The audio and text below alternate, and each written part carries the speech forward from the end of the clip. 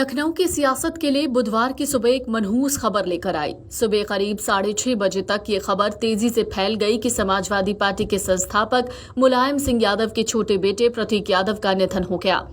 तड़के करीब 5:55 पर उन्हें लखनऊ के सिविल अस्पताल लाया गया, जहां इमरजेंसी में मौजूद डॉक्टरों ने शुरुआती जांच में ही कहा कि उनकी नब्ज और धड़कन नहीं चल रही है।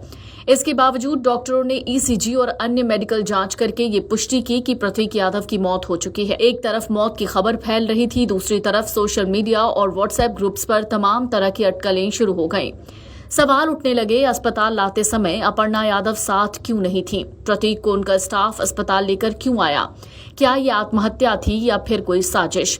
इन चर्चाओं की वजह कुछ महीने पहले सामने आई। प्रतीक और अपर्णा यादव के बीच अनबन की खबरें थीं। खुद प्रतीक ने सोशल मीडिया पोस्ट के जरिए इस बात को सार्वजनिक किया था। हालांकि बाद में दोनों ने इसे गलतफहमी बताया और मामले को खत्म करने की बात कही।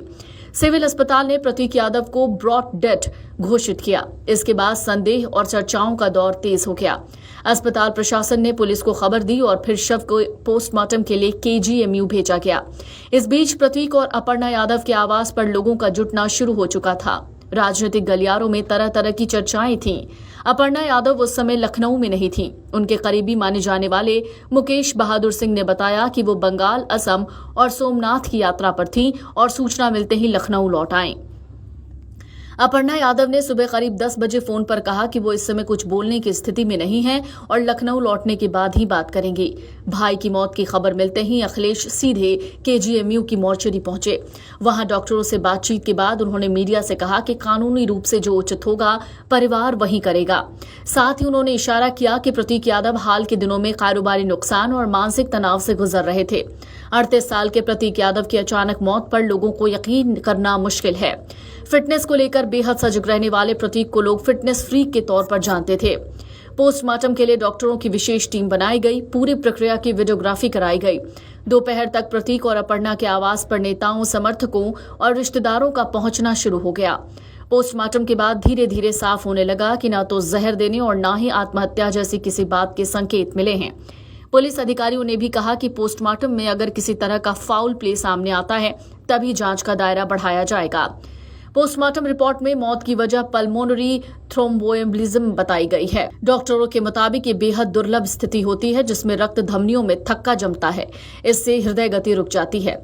परिवार की ओर से बताया गया, सुबह करीब 5:30 बजे प्रतीक यादव घर के किचन में गिरे हुए मिले। इसके बाद परिवार के अन्य लोगों को खबर दी गई। उन्हें तुरंत अस्पताल ले जाया गया, जहां डॉक्टरों ने मृत घोषित कर दिया। अपर्णा यादव के घर पहुंचने के बाद शिवपाल यादव, डिंपल यादव और यादव परिवार के दूसरे सदस्य वहां पहुंचे।